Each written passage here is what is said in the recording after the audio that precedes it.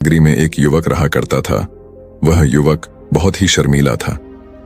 वह इतना शर्मीला था कि जब भी उसके सामने कोई नया व्यक्ति आ खड़ा होता तो वह उससे बात तक नहीं कर पाता था।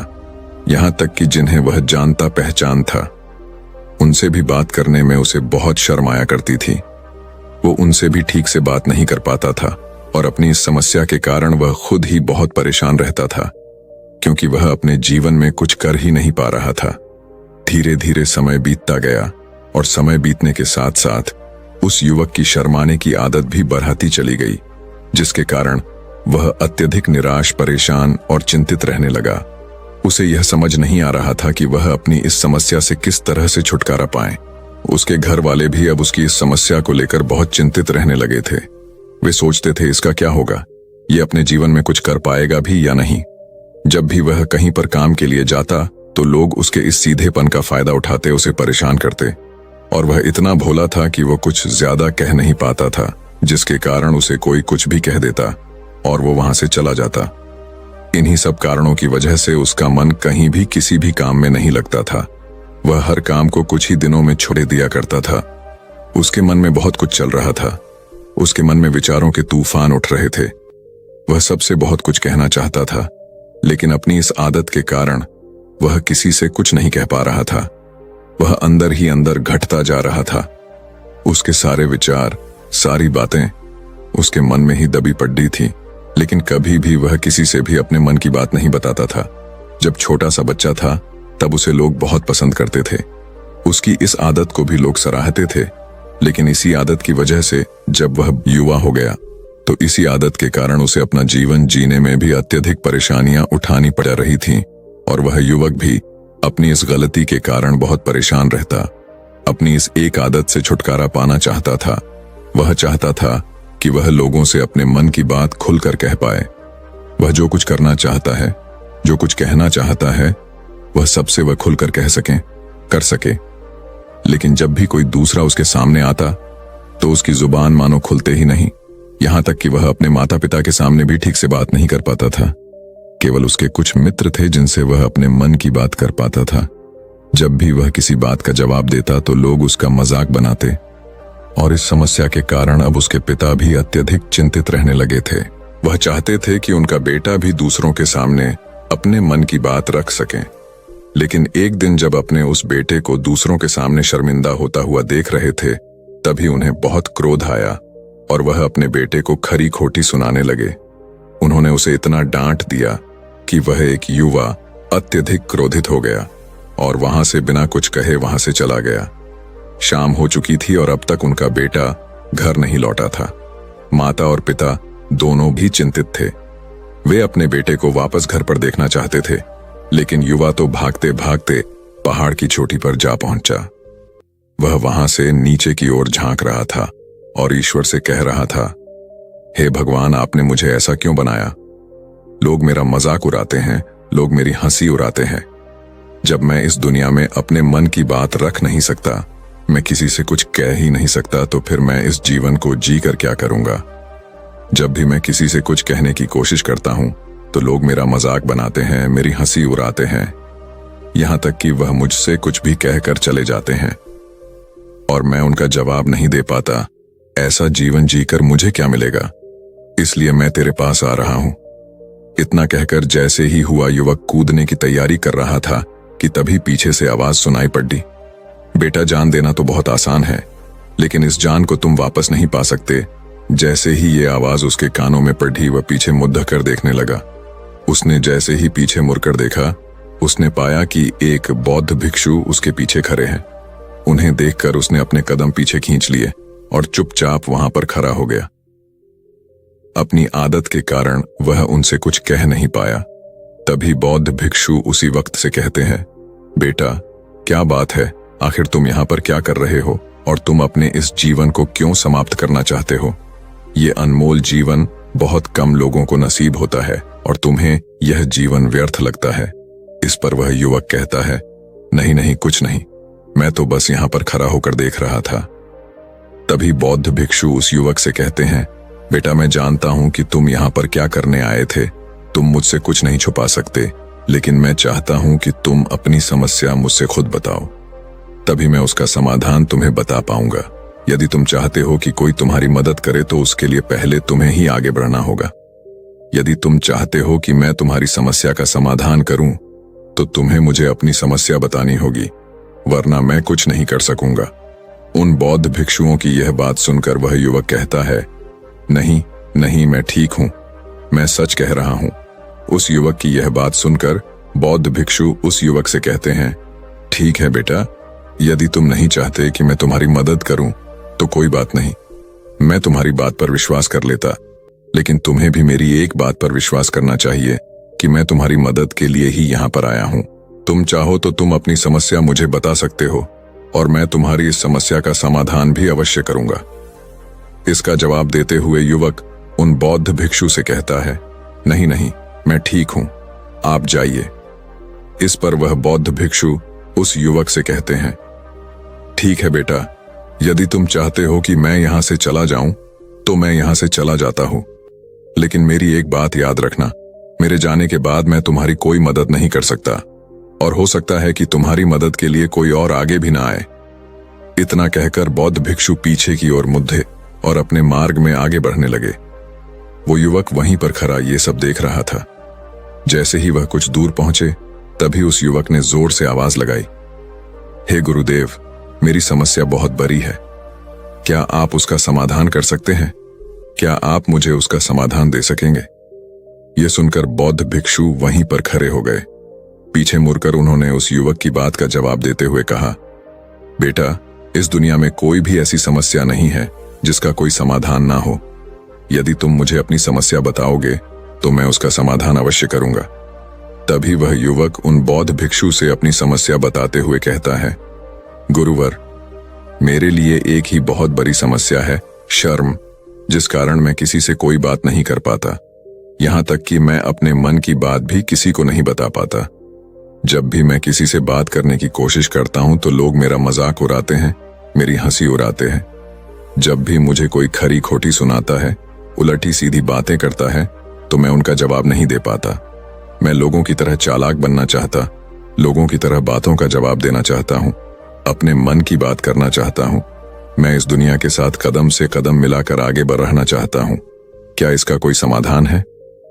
उन भिक्षु ने उस युवक की सारी बातें ध्यानपूर्वक सुनी और फिर जवाब देते हुए कहते हैं, बेटा, जरूरत से ज्यादा शर्मीला होना, इसका अर्थ यह है कि तुम्हारे अंदर कोई डर है जिसे तुम पहचान नहीं पा रहे, जिसके कारण तुम उसका समाधान करने में भी असमर्थ हो। शर्म करना अलग बात है और डरना अलग। जब हमारे भीतर डर होता है तब हम कहीं भी किसी से भी कोई भी बात नहीं कर सकते। हमें चारों तरफ केवल डर ही नजर आता है और हम हर जगह से डरते ही रहते हैं, लेकिन इसे शर्माना नहीं कहते। शर्म तो बस एक हद तक तुम्हें चुप रख सकता है।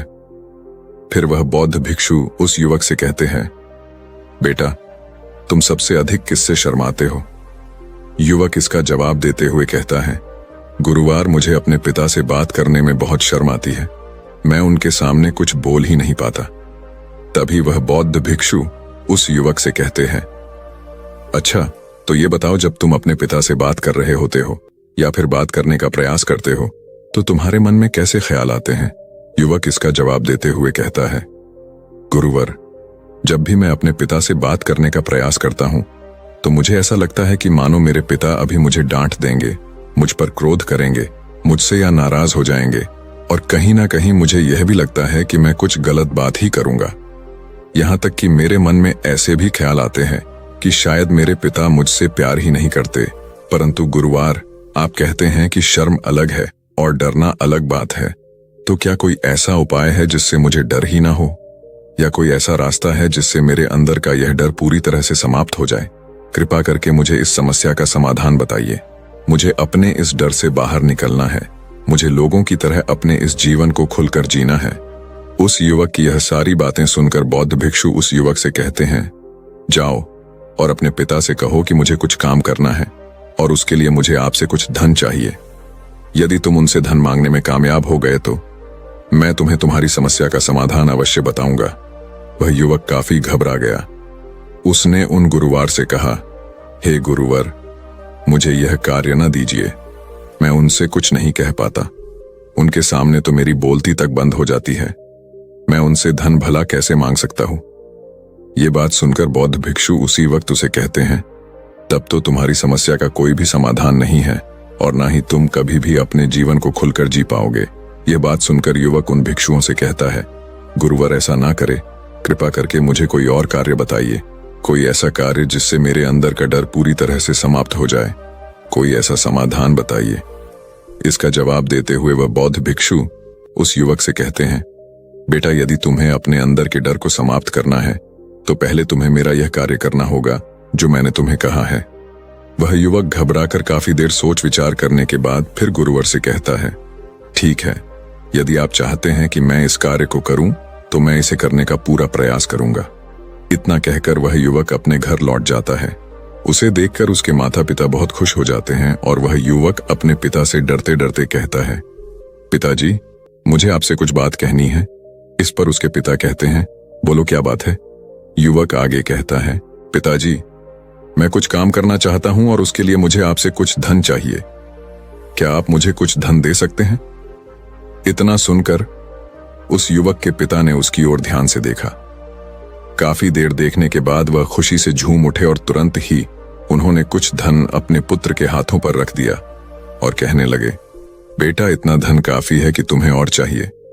इसके जवाब में वह युवक अपने पिता से कहता है, नहीं नहीं पिताजी, इतना काफी है, मैं इतने से काम चला लूंगा।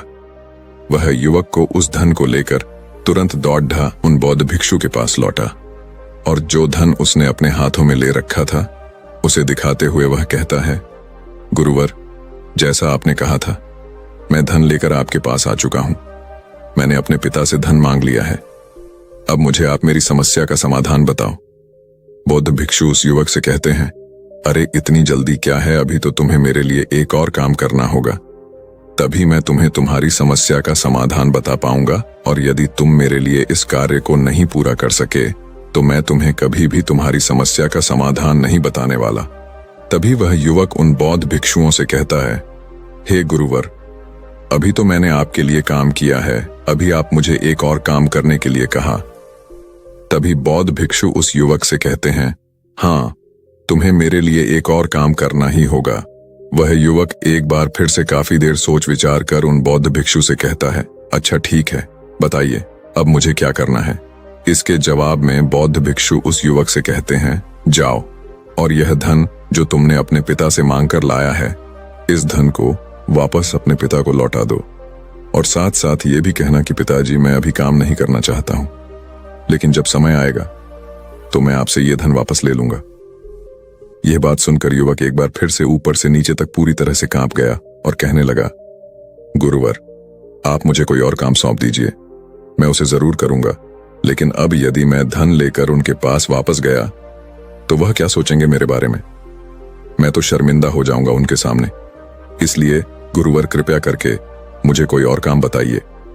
तभी बौद्ध भिक्षु उस युवक से कहते हैं, बेटा जो काम मैंने तुम्हें सौंपा है तुम्हें उसी कार्य को पूरा करो, अन्यथा तुम्हारी समस्या का समाधान मैं तुम्हें नहीं बनाने वाला। काफी देर सोच विचार करने के बाद वह उन बौद्ध भिक्षु से कहता है, ठीक है गुरुवर, मैं वापस जाता हूं और ये धन लौटाकर मैं अभी आता हूं। वह तुरंत अपने पिता के पास वापस लौटा। उसने अपने पिता से कहा, पिताजी मैं यह धन अभी नहीं लेना चाहता, अभी यह धन आप मुझसे वापस ले लीजिए, जब मुझे कोई काम पड़ेगा तो मैं आपसे ये धन वापस ले लूंगा। उसके पिता ने उस युवक की तरफ घूर घूर कर काफी देर तक देखा और फिर मुस्कुराते हुए कहने लगे, बेटा मैं समझता हूं कि किसी भी काम को शुरू करने से पहले हमें उसके बारे में जानकारी इकट्ठा करनी और उसके बारे में समझना जरूरी है। क्या, कैसे और कब तक करना है, इसके बारे में भी हमें जानकारी लेनी जरूरी है। कोई भी काम ऐसे ही नहीं शुरू किया जा सकता, उसमें हम सफल होंगे या फिर नहीं, इसका भी अनुमान हमें लगाना पड़ जाता है और जब हम इन सभी के बारे में सही जानकारी प्राप्त कर लेते हैं तभी हमें धन लगाना चाहिए। मुझे बहुत खुशी है कि तुमने ये सही निर्णय लिया है। जब तुम्हें यह समझ में आ जाए कि जो कार्य तुम करने जा रहे हो वह तुम्हारे लिए उचित है, तब तुम चाहो तो मैं तुम्हें यह धन वापस लौटा दूंगा। युवक अपने पिता से यह सारी बातें सुनकर मन ही मन बहुत प्रसन्न था। उसने यह तो उम्मीद तक नहीं की थी कि उसके पिता हंसकर उसे इस तरह से सारी बातें समझाएंगे। वह मन ही मन ये सोच ही रहा था कि तभी उसके पिताजी उसके और करीब आए और अपनी उस युवा बेटे को गले से लगा दिया। उसको बहुत अच्छा महसूस हुआ। उसका आत्मविश्वास, उसका हौसला और बढ़ता गया। उसके बाद युवक वापस गुरुवार के पास लौट आया और कहने लगा, गुरुवार, जैसा आपने कहा था मैंने बिल्कुल वैसा ही किया। मैंने धन अपने पिता को वापस कर दिया है।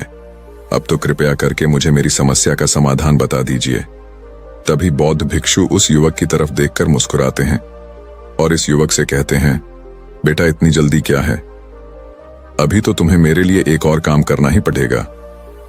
वह युवक कहता है, महाराज, आप आखिर मुझसे बार बार इस तरह से काम क्यों करवा रहे हैं? क्या आपके पास मेरी समस्या का कोई समाधान नहीं है? कहीं आप मुझे बेवकूफ तो नहीं बना रहे? जिस तरह से लोग मुझे बेवकूफ बनाते हैं, क्या आप भी मेरे साथ वही तो नहीं कर रहे हैं? आपने कहा, जाओ अपने पिता से पैसे मांगकर लाओ। मैंने पैसे मांगकर लाए। आपने फिर कहा, जाओ ये पैसे अपने पिता को लौटा कर आओ। मैंने आपके कहे अनुसार बिल्कुल वैसे